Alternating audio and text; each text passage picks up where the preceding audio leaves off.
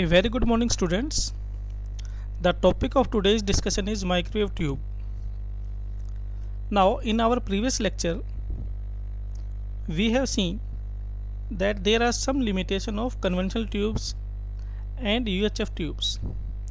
Those limitations include inter-electrode capacitance effect, lead inductance effect, transit time effect, gain bandwidth limitation, effect due to RF losses or I square R losses, and effect due to radiation losses.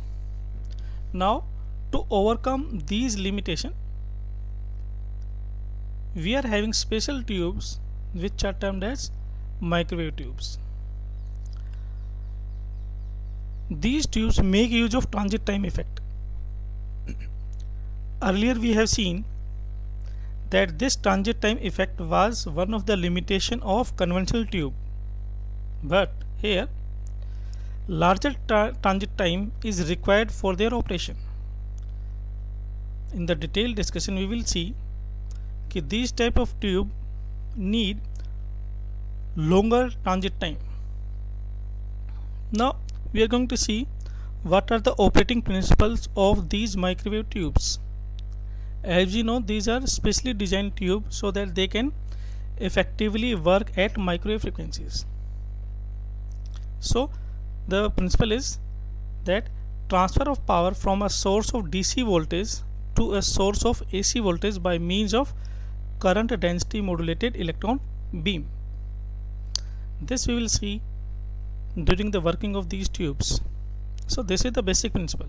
We are going to transfer a power from a source of DC voltage to a source of AC voltage, and the mean will be through current density modulated electron beam.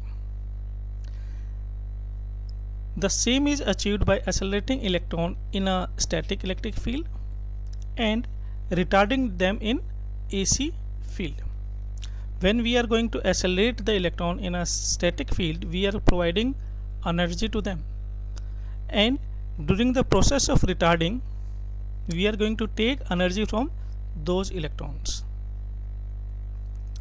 The density modulation of the electron beam allow more electron to be retarded by AC field than accelerated by the DC field, which therefore make possible a net energy to be delivered to the AC electric field.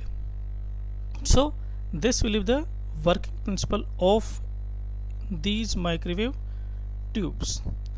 Now we are going to see why these tubes are differ from our conventional tubes. Now the various types of microwave tubes that are available differ from each other in their mechanism of producing density modulation. Second, the acceleration and retardation of electron in the AC field, and the retardation of electrons by a short gap or even or over an extended region.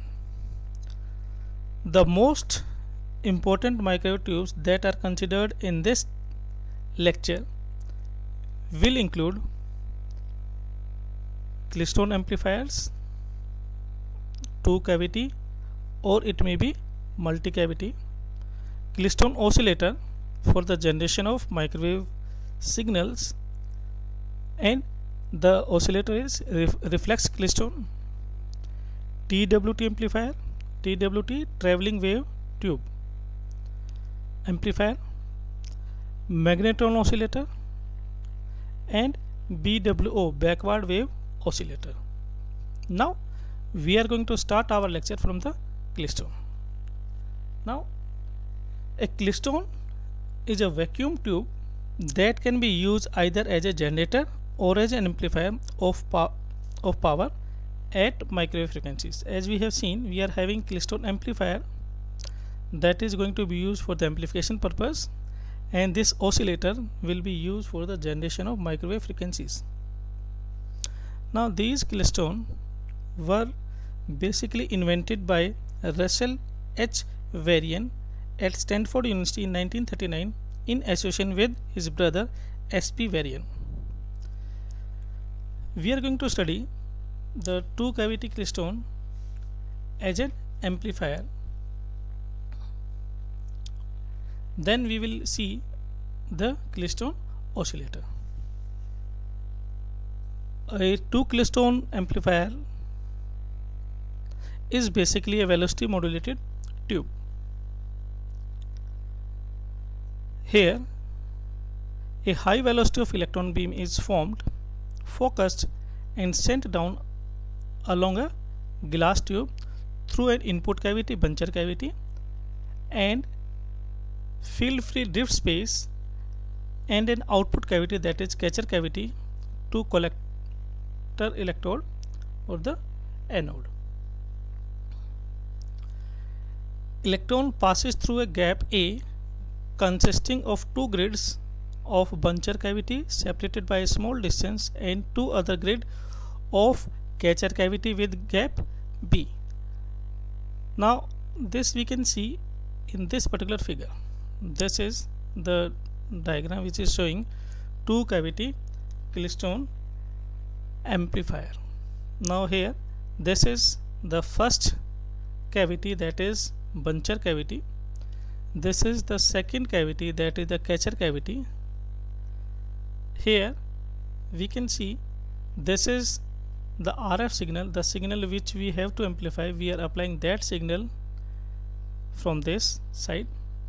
This is the electron gun which is going to generate, with the help of this electron gun we are going to generate the electrons, and these two are the focusing electrodes.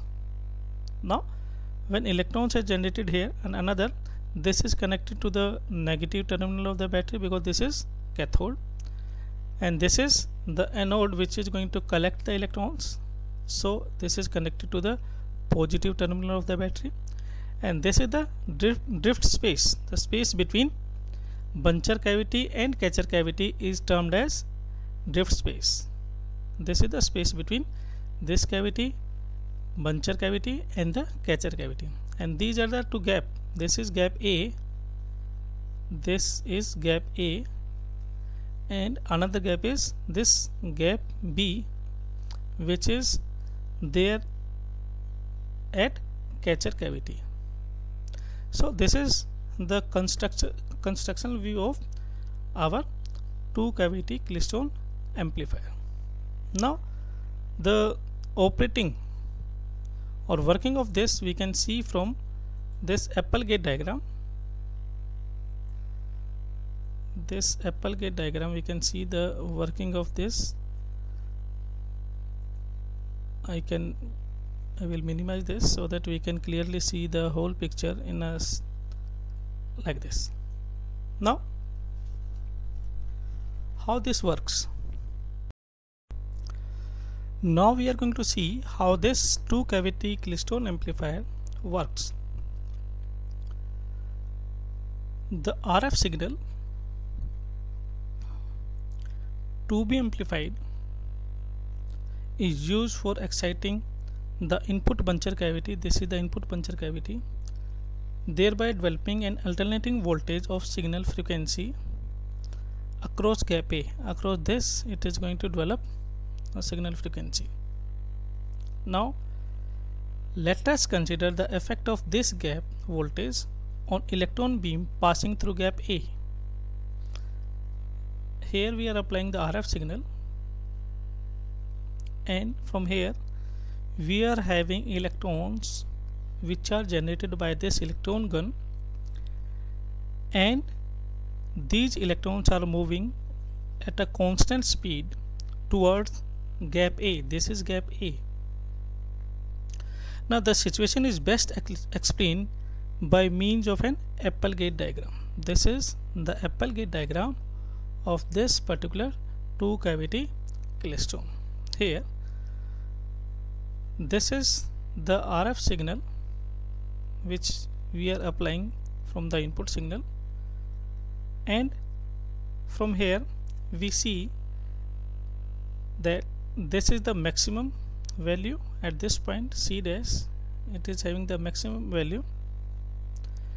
At point B dash on the input RF cycle, the alternating voltage is 0 and it is going positive toward this side, and it is going negative toward this side. So at this instant the electric field across gap A is 0 and the electron which passes through gap A at this instant B dash is unaffected by the RF signal. Let this electron be called the reference electron. The electron which is passing this at point B dash, let us say that electron is termed as reference electron ER. This is the reference electron ER, which travels with an unchanged velocity. That is, as we have seen, the initial velocity of this electron will be V naught equals to under root of twice of EV divided by M, where capital V is the anode to cathode voltage. So the electron which is coming from the electron gun and passes this at point B dash, that electron will pass this field unaffectedly, and the velocity of the electron which is passing at point B dash will remain the same before the entry of gap A and after the entry from gap B. Now at point C dash, this is C dash, at point C dash, electron which leaves this gap A later than ER, यानी कि इस electron के बाद R late electrons, EL, these are the late electron, EL electron is subjected to the maximum positive RF field because here the field is maximum, and so the velocity of this electron will be more than the velocity of reference electron. Here V naught is the velocity of the reference electron and this V is the velocity of this late electron, because this electron is passing this field at positive RF voltage which is maximum value. So the velocity of this electron or the velocity of this late electron will be more than the velocity of the reference electron. Now what will happen at point A dash? Here we term the electron EE, early electron. Now this early electron leaves gap A, this gap A, this is the gap A, leaves gap A slightly early than the reference electron, that is as compared to this ER, and this early electron is subjected to maximum negative RF. This is the negative maximum value of this negative RF. So the velocity of this electron, this V, if I say this V is the velocity of this early electron, then we can see the velocity of this electron V, this electron EE is less than the velocity of reference electron, and because of this less velocity as compared to the reference electron, this electron fall back and ER or the reference electron catches up with early electron. This will catch up this early electron, although this electron has passed the gap well before the reference electron, but because the velocity of this electron is less than this, so this reference electron will catch up with the early electron. And also this late electron is having, if we compare all these three electrons, late electron which has passed at this point C dash, the reference electron which has passed at point B dash, and the early electron which has passed at A dash. Now if we compare these three electrons, we see this late electron is having the maximum velocity, this is having intermediate velocity, and this early electron is having the least velocity out of these three. And the variation in this electron velocity is because of this RF voltage, because this electron is passing at positive maxima, so it is having the highest speed. This is passing at a zero field, so this is having the velocity which is equals to its initial velocity, and this is because passing at negative RF signal, that is why the velocity of this electron is the least. So here there are three different electrons, EL, ER and EE, which are having different velocity because of their different time of passing this RF signal. Now velocity of electron varies in accordance with the RF field. As we have seen, the velocity of these electron is varied because of this RF field, or as per the RF input voltage. So this variation of electron velocity due to varying RF input voltage is termed as velocity modulation. Next, now we are going to see what will happen because of this velocity modulation. Now, as a result, electrons in bunching limit gradually bunch together as they travel down the drift space gap A to gap B. Now if we see here, now as discussed with the help of Appel-Gate diagram, we are seeing there are three different electrons, and those electrons are traveling at different speed. Practically there are many electrons, but for our consideration we have taken only the three.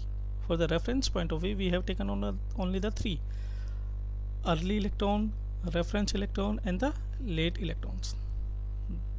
So these electrons are passing through this gap and they are having different velocities, and because they are traveling with different velocities, somewhere in this drift space they are going to form a bunch that is termed as electron bunches. Now this pulsating stream of electron pass through gap B and excite oscillation in the output cavity. Now this pulsating streams of electron is going to pass through this gap B and excite oscillation in the output cavity. This is the output cavity or the catcher cavity. Density of electron passing through gap B, this gap B, vary cyclically with time. That is, the electron beam contains an AC current and is current modulated. The drift space converts this drift space converts the velocity modulation into current modulation. So this is how velocity modulation is converted into current modulation. And bunching process, this bunching of electrons occurs only once per cycle, centered around the reference electron, which is ER. This is ER. So this electron, late electron and early electron, and all the electrons between late and early electron, they are going to form a bunch at this point. This is the point where bunch has formed, and this bunching occurs once per cycle and is centered around this reference electron. Now with proper design, that is by designing the optimum gap width, by selecting proper anode to cathode voltage, drift space length, if we properly design these parameters, then a little RF power applied to the buncher cavity results in a large beam current at catcher cavity with considerable power gain. Means a little power which we are applying here to the buncher cavity, this little power results in large beam current due to velocity modulation and due to current modulation, and a large beam current at catcher cavity at this point with a considerable power gain can be achieved. So this was position A, and this was position of gap B where bunching occurs. Now we are going to see the various performance characteristics of this two cavity Klystron amplifier. Normally the frequency of this is 250 megahertz to 100 gigahertz, and nominal value is 60 gigahertz. The power is 10 kilowatt to around 500 kilowatt, 30 megawatt of for the pulsated. Power gain 15 dB to 70 dB, and the nominal value is around 60 dB. Bandwidth limited because cavity resonator are being used, that is nearly about 10 to 60 megahertz, generally used in fixed frequency application. Noise figure is 15 to nearly 20 dB. Sometimes it may be greater than 25 dB. Efficiency, theoretical efficiency is nearly 58%, and nominal value is 30 to 40%. So multi-cavity klystron use more than 2 cavities, it may be up to 6, with more bunching, voltage amplification, and hence power gain and bandwidth. So from this there are some of the applications where we are going to use this type of cavity amplifier, two cavity amplifier, as power output tubes. It can be utilized as power output tubes, as in UHF TV transmission, in troposphere scatter transmitters, in satellite communication ground stations, and in radar transmitters. Another application is as power oscillators, around 5 to 50 gigahertz if used as klystron oscillators. Now this is all about the construction, working, and application of this two cavity Klystron amplifier. Now we are going to see mathematically how we can analyze this Klystron amplifier. Now for mathematical analysis of this Klystron amplifier, let us assume this figure.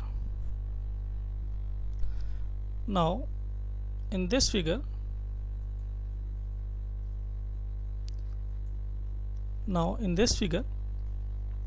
we see that this is gap A on the buncher cavity, and this was gap B of catcher cavity,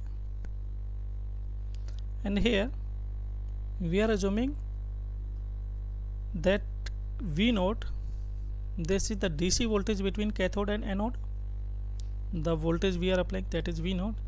Small v naught, this is the velocity of the electron, and this is the initial velocity, this V naught.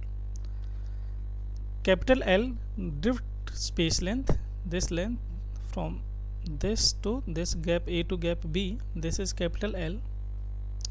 Vs, the RF signal to be amplified by the Klystron, this is the RF signal Vs. Then as we know, the initial velocity of the electron is twice of E V naught upon small m.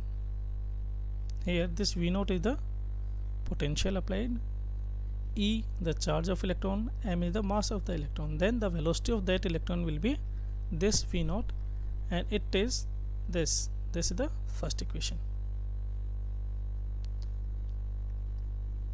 Now here we have assumed that V1, the amplitude of the signal, and this is very less as compared to the V naught. Now energy of the electron at time of leaving buncher cavity is given by this. When the electron is leaving this buncher cavity, this was the buncher cavity. When these electrons are leaving this cavity, then the amount of energy contained in those electrons can be given by this formula, that is half of m v1 square equals to E into V naught potential plus V1 sin omega T1. Now the energy is varying as per this RF signal. Here we have considered that our RF signal, which is to be amplified, is sinusoidal signal. That is why this term, that is sin of omega T1. Now from here, from this equation, if we calculate this V1, then it is coming out to be this under the root twice of E into V naught plus V1 sin omega T1 divided by m. From here we see, if we simplify this, we see this can be break up into under root twice of E V naught by m multiply by under the root 1 plus V1 by V naught multiply by sin omega T1. Now in this equation, this term, the first term, is nothing but this is the initial velocity V naught. So we can replace this term by V naught, and also we have assumed that this V1 is very less as compared to the V naught. So we can minimize or reduce this equation into this equation, which gives V1 equals to V naught into 1 plus V1 over V naught into sin of omega T1 under the root, or we can say half power. Now if we expand this through binomial expansion and by neglecting higher power of sin omega t, then we can write this equation like this: V1 equals to V naught into 1 plus V1 upon twice of V naught into sine omega t1. Now here t naught, the time when the electron is entering into the gap A, t1, the time when these electrons are leaving gap A, t2 when they are entering gap B, and t3 is the time when these electrons are leaving the second cavity or the catcher cavity. So finally from this we get an equation v1 equals to v naught into 1 plus v1 upon twice of v naught into sine omega t1, and this equation is equation of velocity modulation. Now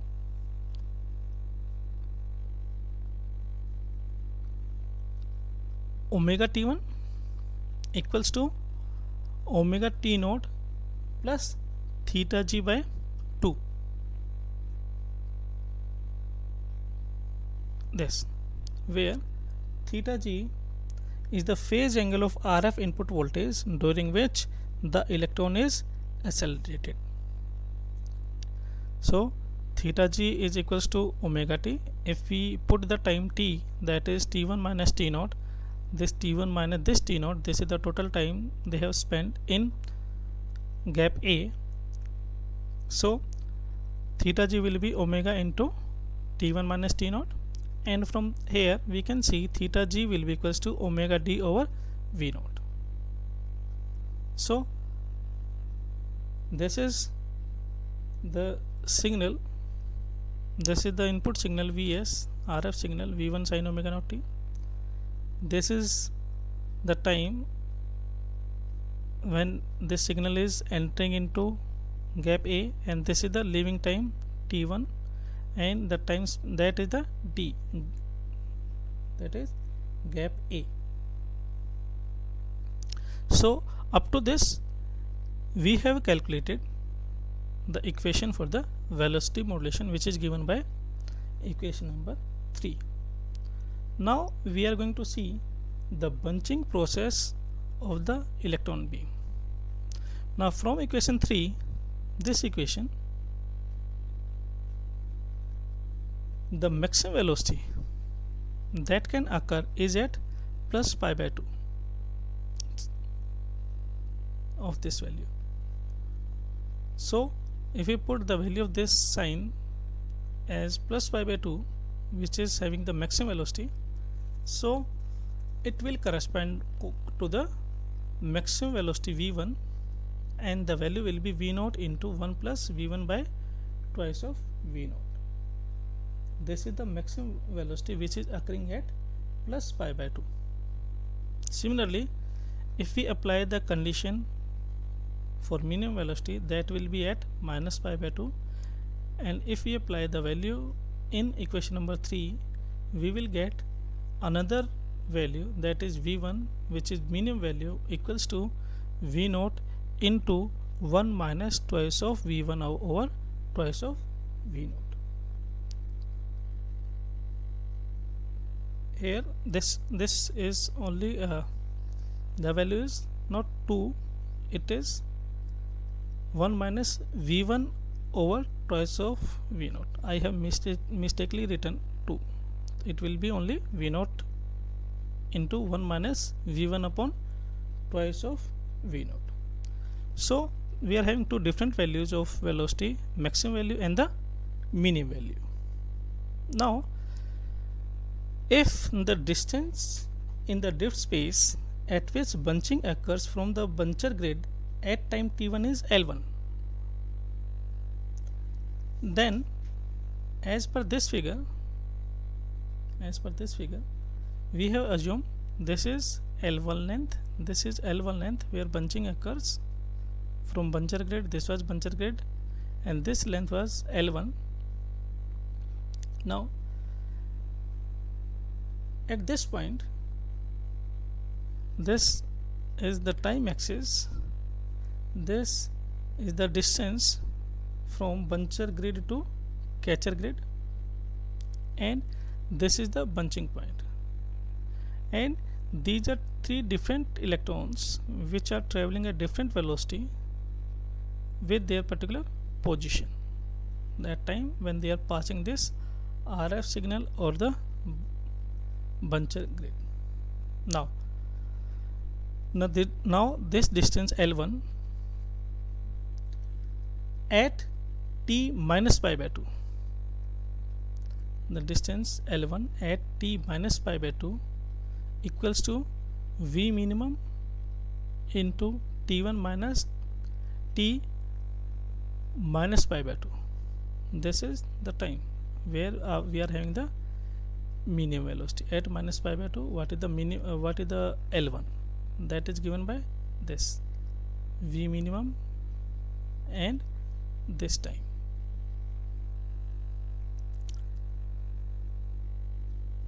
And the distance L1 at t plus pi by 2, this was at minus pi by 2, this is at plus pi by 2, is given by V max into T1 minus t plus pi by 2. This is t plus pi by 2. Here we see the maximum value. So t minus pi by 2, t minus pi by 2 equals to t naught minus pi by twice of omega. This is t naught. If we minus this distance pi by twice of omega, this was t naught, this is this distance from this point to this point is pi by twice of omega, then t minus pi by 2 can be given by this equation. T minus pi by 2 will be equals to t naught minus pi divided by twice of omega. Similarly, t plus pi by 2, here is t plus pi by 2 and this is t naught. If we add pi by twice of omega into t naught, then we will get t plus pi by 2. So we get t plus pi by 2 equals to t naught, this t naught plus pi by twice of omega, this distance pi by twice of 2 omega. So we will get the t minus pi by 2, t minus pi by twice of omega, and t plus pi by 2 equals to t plus pi by twice of omega, which are given by equation number 10, this equation. Now from previous equations we see L1 at t minus pi by 2, that is, as we have seen here, at minus pi by 2 it was product of V minimum into this time. So if we say V minimum, as we have calculated, V minimum was V naught into 1 minus V1 upon twice of V naught, and T1 minus T naught, this t minus pi by 2, this was this. So we are putting the value of V minimum and t minus pi by 2, then this equation, equation number 8, becomes equation number 11. Here we have replaced V minimum and we have put the value of this t minus pi by 2, which is from equation number 10. So the equation becomes like this, and this equation is equation number 11. Similarly, the L1 at t plus pi by 2, it was L1 at t plus pi by 2, which was given by equation number 9 as V max into T1 minus t plus pi by 2. Now we are going to put the value of t maximum and the value of t plus pi by 2. Now V maximum is given by equation number 5, this equation, and t plus pi by 2, the value of this is given by equation number 10, this t plus pi by 2 was this. So in equation number 9 we are going to replace V max by equation 5 and t plus pi by 2 by second part of this equation 10. So if you put these value in equation number 9, the equation will becomes L1 at t plus pi by 2 will be equals to V naught into 1 plus V1 upon twice of V naught into T1 minus T naught minus pi by twice of omega. This becomes equation number 12. So therefore we can say the L1 will be represented by this equation, and for maximum value of this we can say the L1 will be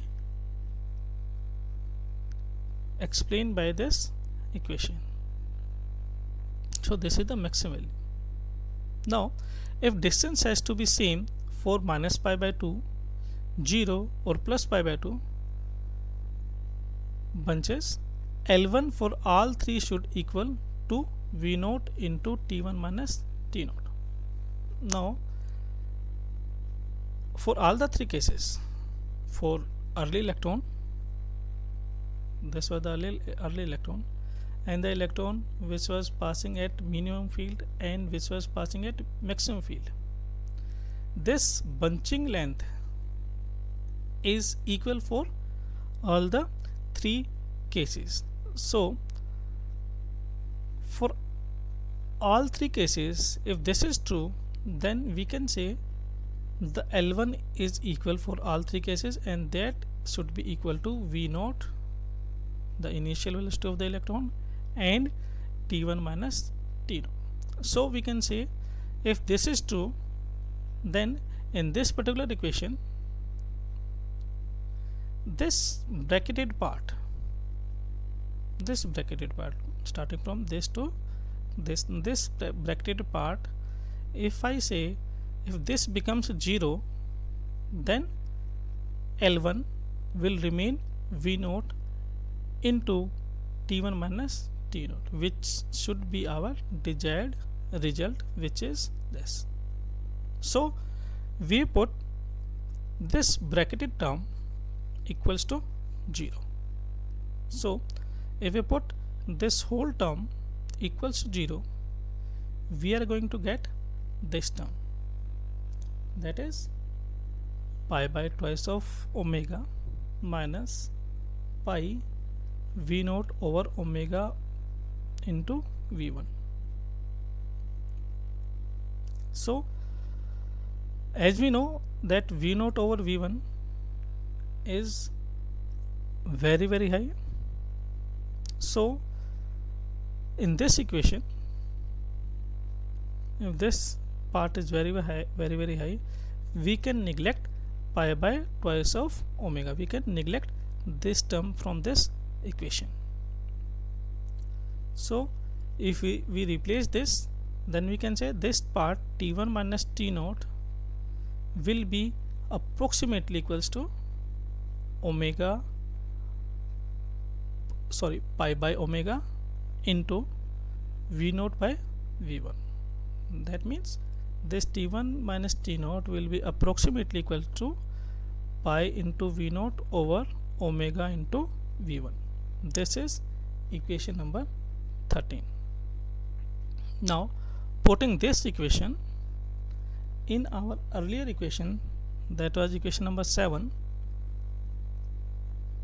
in this equation we are going to put that value in this equation. This T1 minus T naught we are going to replace. So if you put that, then we will get L1 equals to V naught into equation number 13. So our L1 becomes V naught into pi multiplied by V naught divided by omega into V1. This is equation number 14. Now bunching occurs as RF signal changes from minus pi by 2 to plus pi by 2. As we have earlier said, bunching occurs once per cycle. For a value of pi, if we replace the value of this pi by 3.682, then this equations become L maximum equals to 3.682 into V naught small v naught into capital V naught divided by omega into V1. Now if beam coupling coefficient of input cavity is beta, which is given by this equation, beta equals to sine of theta g by 2 divided by theta g by 2, where we have already defined the theta g, average gap transit angle. So then this equation L maximum can be given by, in term of beta, can be given by this equation number 16. We know the efficiency equals to output power to the input power, and for this two cavity Klystron amplifier, output power will be equals to maximum power, and that will be equals to 0.58 I naught into V2. That is, this is the case when maximum energy is transferred. P output of the output power at catcher cavity can be given by V2 sine omega T2. Energy given by electron to the bunch is given by this equation, minus of E into V2 sine omega T naught equals to minus of E V2 sine omega T naught. The average power given to RF field in a cycle, this is the average power. That average power from 0 to where omega T1 0 to 2 pi for a one complete cycle, average power is given by 1 over 2 pi integration 0 to 2 pi into minus EV2 sine omega T naught into d omega into T1. This is the average power. In the field free space between cavities, the transit time for velocity modulation can be also calculated from this equation. Now the energy transferred is given by this formula, N into PV for n electron transit cycle. Input power P in, this input power is basically the DC input given by this equation I naught into V naught. The efficiency neta is therefore given by P out upon P in, and this will be equals to this equation 0.58 V2 over V naught. This will be the efficiency, and as V2 is always less than V naught, so neta maximum that can be attained is 0.58 or 58%, because we know this V2 is always less than this V naught. So the maximum value that we can attain for efficiency is 58 or 0.58 or 58%, and the practical value or the practical efficiency of this two cavity Klystron amplifier is only about 15 to 30%.